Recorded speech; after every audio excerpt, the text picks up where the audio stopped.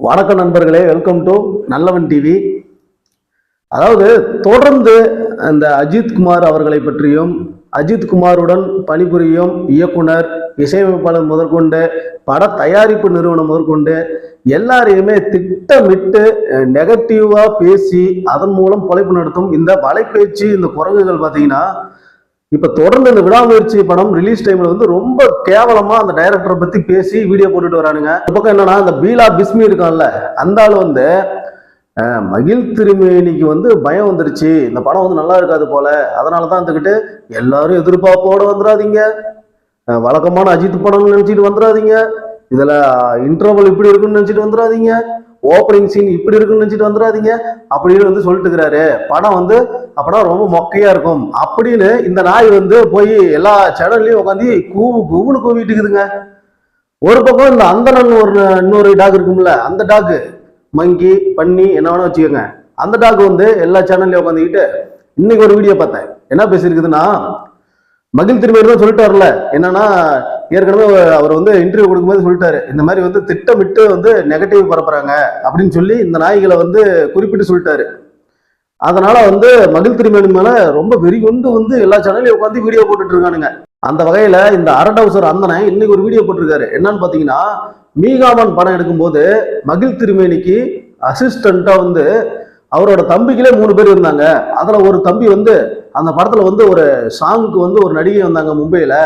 செட்ல வந்து அந்த நடிகை கிட்ட வந்து ஏதோ தவறா நடந்திருப்பாரு போல, அதனால அந்த நடிகை வந்து உங்க தம்பி வந்து என்கிட்ட மன்னிப்பு கேட்டாதான் இதுக்கு மேல நடிப்பேன், இல்லைன்னா கிளம்புவேன் அப்படின்னு சொல்லிட்டாங்களாம்.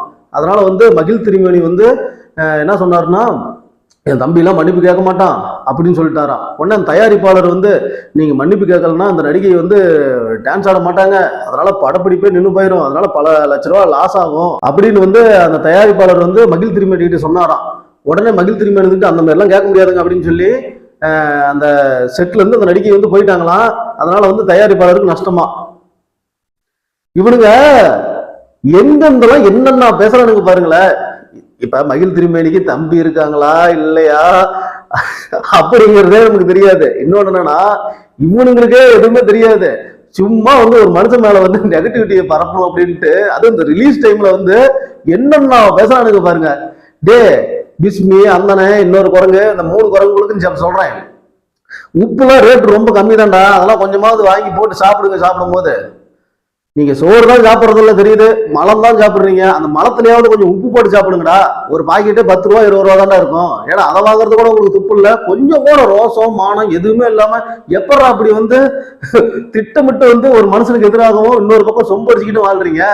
அதே மாதிரி இன்னொரு விஷயங்க, இந்த வலைப்பேச்சில இருந்து இந்த மாஃபியா கும்பலுக்கு இல்ல, இந்த கும்பல் வந்து பாத்தீங்கன்னா லைக்காவை கான்டாக்ட் பண்ணியிருக்காங்க. எதுக்கு அப்படின்னு பாத்தீங்கன்னா, உங்க விடாமுயற்சி படத்தோட விளம்பரத்தை வந்து எங்க சேனல்ல போடுறோம், ஒரு 5 லட்சம் கொடுங்க அப்படின்னு சொல்லி இவனுக்கு வந்து கேட்டிருக்கானுங்க. அதுக்கு லைக் என்ன பண்ணிருக்காங்கன்னா, இந்த வீணா போன இந்த மலம் தின்னும் இந்த நாய்களை வந்து செவ்வளு மேலேயே 4 அப்பப்பி, டே பரதேசிகளா, விடாமுயற்சியோட ப்ரொமோஷன் எல்லாம் வேற லெவல்ல போயிட்டு இருக்குது, உங்ககிட்ட வந்து காசு கொடுத்து ப்ரொமோஷன் பண்ணணும்னு எங்களுக்கு அவசியம் கிடையாது, அதெல்லாம் தலை ரசிகர்களே பயங்கரமா ப்ரொமோஷன் பண்றாங்க, எல்லாம் வெறி கொண்டு காத்துட்டு இருக்கிறாங்க, அதுவும் இல்லாம அஜித் படத்துக்கு ப்ரொமோஷனே தேவையில்லை அப்படின்னு சொல்லி செருப்பால அடிச்சு விட்டாங்க. அதுவும் இல்லாம உங்களுக்கு எல்லாம் சல்லி பைசா கூட கொடுக்க முடியாது, எங்க கிட்ட பணம் எவ்வளவு இருக்குது, ஆனா வந்து உங்களுக்கு வந்து பணம் கொடுக்கணும்னு எங்களுக்கு அவசியம் கிடையாது, உங்களோட அந்த எச்ச விளம்பரம் எங்களுக்கு தேவையில்லை, நீங்களாம் ஒரு ஆளுங்களான்னு சொல்லி காரை துப்பி அமுச்சு விட்டாங்க. இதுதான் நடந்தது.